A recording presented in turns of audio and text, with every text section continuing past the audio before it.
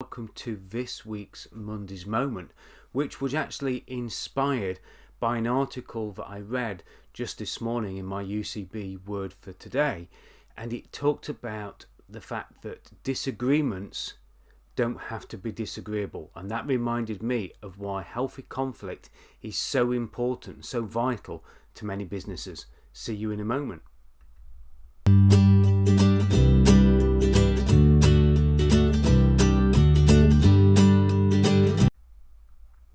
Now, I've got a green wing macaw. Some of you may have seen this in previous Monday's Moments, and I love this image because this is very often what happens in business. Very often we avoid conflict, we avoid disagreements because people are just getting their point across. They're just shouting at us. They're just saying, this is my way. Okay, and in Patrick Lencioni's book, The 5 Dysfunctions of a Team, he talks about the vital need in the sort of behavioral hierarchy of needs of having healthy conflict. And healthy conflict is really important in our lives and in our business because it negates gossip. It gets rid of dysfunction.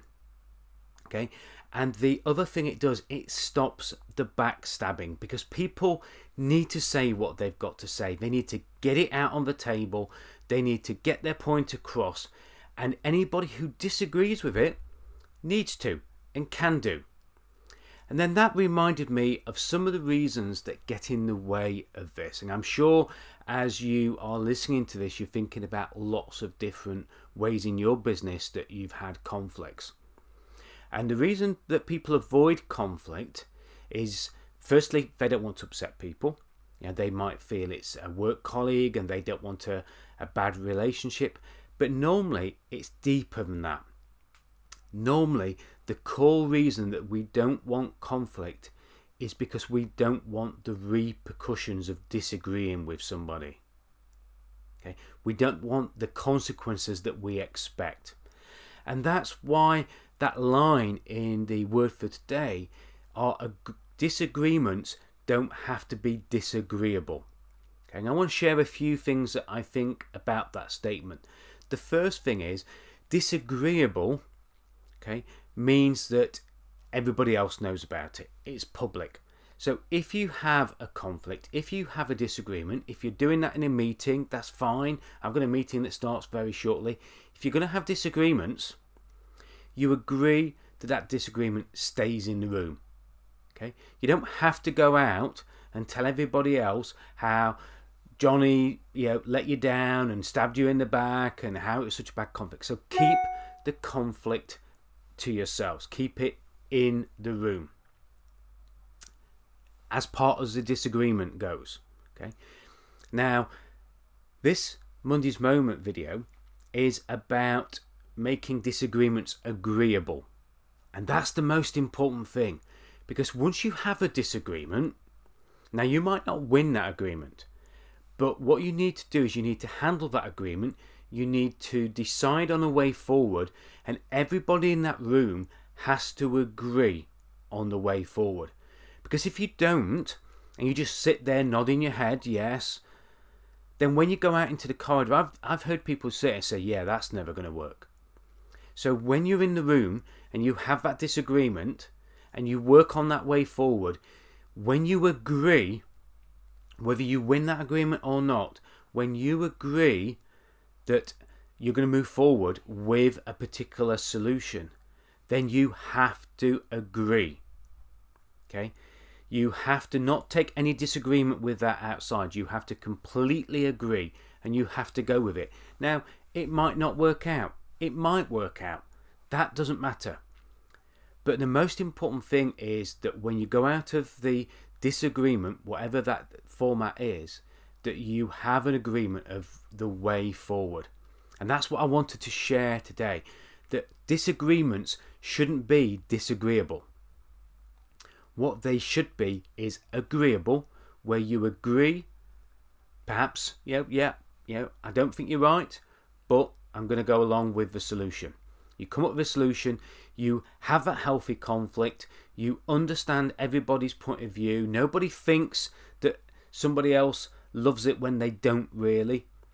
There's honesty, there's transparency. Live by your values and have disagreements that are agreeable. And encourage in your business, in your life, healthy conflict. Because unhealthy conflict, backstabbing, gossip, people going out there into the corridor and saying, yeah, that'll never work, I'm not doing that. That is destructive to your life and to your business. Healthy conflict is constructive. If your business is growing, if your business is evolving, then you need to make sure you're encouraging healthy conflict. Now, you can see the tick across there. I would love you to listen to my podcast. We have lots of podcasts on topics just like this. Just search Sterling Coaching on Apple, on Spotify, on Google, on any of the major podcast platforms. And I'd love you to leave a review as well. If you like one of the episodes, if you like the podcast format, please leave me a review. And of course, if you think, I'd love to be a guest, I'd love to have you as my guest. I'd love you to share your story with me. So just go to a very simple link, find out more about how you can schedule a recording of a podcast with me, and go to coffeewithsimon.com. So that's www.coffeewithsimon.com. You can choose a link to suit you, 30 to 45 minutes, have a chat with me, have a coffee, a tea, whatever it is that you drink, and let's share your story so other business owners, other people out there can learn and grow from your experience and from my experience too. I hope today that you've learnt about agreements and disagreements and how healthy conflict is important, and that our disagreements shouldn't be disagreeable, they should be agreeable. So any conflicts you face in the week ahead, encourage them, get the points on the table, talk about them, chat about them, and don't leave the room. Don't leave that disagreement, don't leave that conflict until you've reached agreement, and make every disagreement agreeable. I hope to see you on next week's Monday's Moment, and bye for now.